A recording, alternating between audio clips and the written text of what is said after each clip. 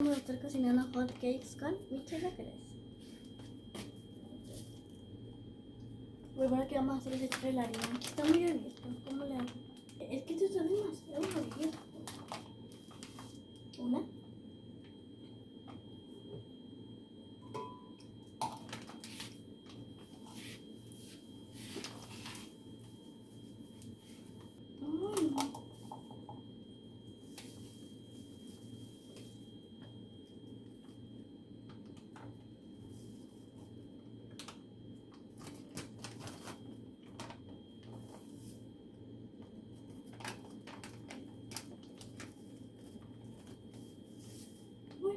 Tengo una taza.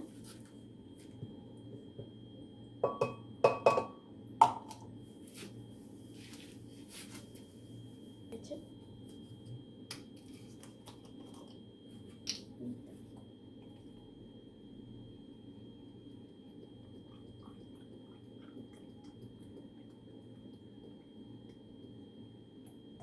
Ya con eso sirviendo. Vamos a ver.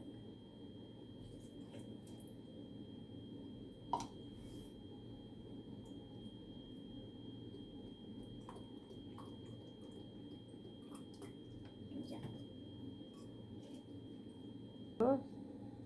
Ahora le vamos a echar 2 huevos.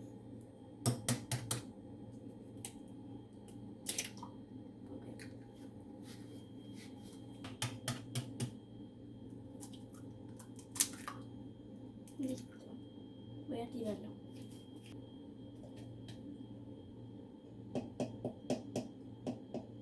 Ahora le vamos a echar 2 cucharadas de mantequilla.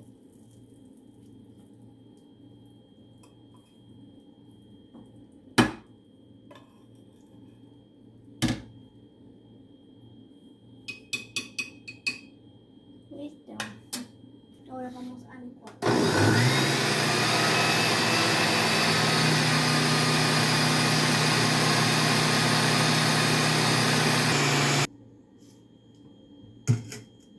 No. Ahora vamos a empezar a hacerlos.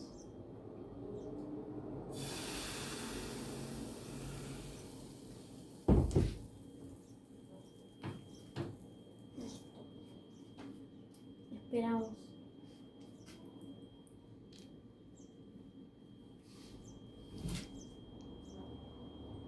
Bueno, ya más o menos está lleno de burbujas. Cuando esté lleno de burbujas es momento de cocer. Le falta poquito.